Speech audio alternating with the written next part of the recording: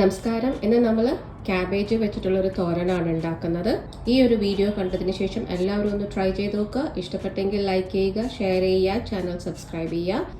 ഇനി നമുക്ക് ക്യാബേജ് തോരൻ ഉണ്ടാക്കാൻ ആവശ്യമായിട്ടുള്ള ഇൻഗ്രീഡിയൻസ് എന്തൊക്കെയാണെന്ന് നോക്കാം. ഞാനിപ്പം 400 ഗ്രാം ക്യാബേജ് ചെറുതാക്കി അരിഞ്ഞു വെച്ചിട്ടുണ്ട്. ഇതിലേക്ക് 1/2 ടീസ്പൂൺ മഞ്ഞൾപ്പൊടിയും 1 ടീസ്പൂൺ ഉപ്പും ചേർത്ത് നല്ലതുപോലെ ഒന്ന് മിക്സ് ചെയ്തിട്ട് ഒരു 5 മിനിറ്റ് നമുക്കൊന്ന് വെക്കാം.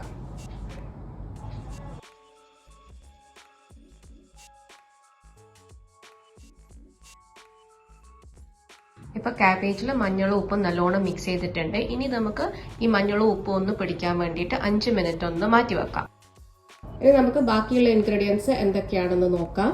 ക്യാരറ്റ് ചെറിയ കഷ്ണങ്ങളാക്കി അരിഞ്ഞത് 1/2 കപ്പ്, തേങ്ങ ചിരകിയത് 1 കപ്പ്, ഒരു വലിയ സവാള അരിഞ്ഞത്, ഇഞ്ചി ചെറിയ കഷ്ണങ്ങളാക്കി അരിഞ്ഞത് 2 ടീസ്പൂൺ, പച്ചമുളക് ചെറിയ കഷ്ണങ്ങളാക്കി അരിഞ്ഞത് 4 എണ്ണം.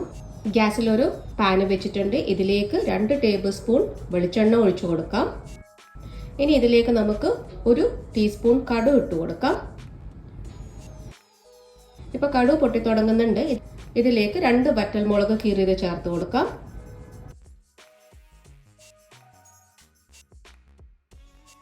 3 തണ്ട് കറിവേപ്പിലയുടെ ഇലയും. ഗ്യാസിന്റെ ഫ്ലെയിം മീഡിയത്തിൽ വെക്കുക.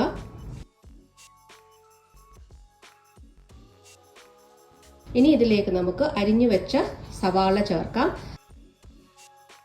സവാളയുടെ കളർ ഒന്ന് മാറുന്നത് വരെ ഒന്ന് വഴറ്റി കൊടുക്കാം.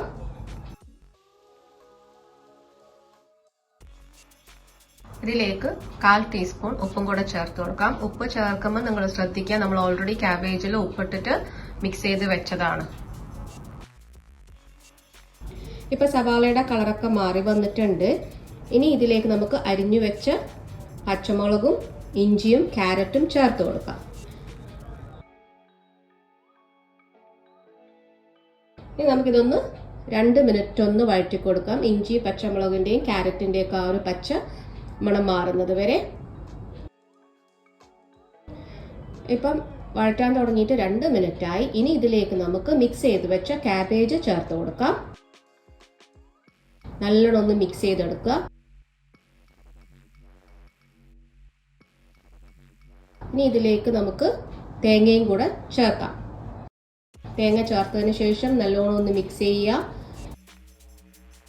ഇനി നമുക്കിത് അടച്ചു വെച്ചിട്ടൊരു 5 മിനിറ്റ് ഒന്ന് മീഡിയം ഫ്ലെയിമിൽ കുക്ക് ചെയ്യാം. ക്യാബേജിൽ തന്നെ നല്ലോണം വെള്ളം ഇറങ്ങി വരും. അതുകൊണ്ട് നമ്മൾ ഇതിൽ വെള്ളമൊന്നും ചേർക്കേണ്ട ആവശ്യമില്ല.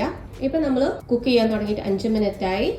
അടപ്പൊന്ന് തുറന്ന് നോക്കാം. ഇപ്പൊ ക്യാബേജ് നല്ലോണം കുക്കായിട്ട് വെള്ളമൊന്നും അധികം ഇല്ല. ഇനി നിങ്ങൾ കുക്ക് ചെയ്യുന്ന സമയത്ത് വെള്ളം ഉണ്ടെന്ന് തോന്നുന്നുണ്ടെങ്കിൽ ഒന്നൊരു മീഡിയം ഹൈ ഫ്ലെയിമിൽ വെച്ചിട്ട് ആ വെള്ളം ഒന്ന് വറ്റിച്ചെടുക്കാം. അപ്പൊ ഈ ഒരു തോരൻ എല്ലാവരും ഒന്ന് ഉണ്ടാക്കി നോക്കുക. വളരെ എളുപ്പത്തിൽ ഉണ്ടാക്കാൻ പറ്റിയ തോരനാണ്. നിങ്ങളുടെ അഭിപ്രായങ്ങളും നിർദ്ദേശങ്ങളും കമന്റ് സെക്ഷനിൽ അറിയിക്കുക.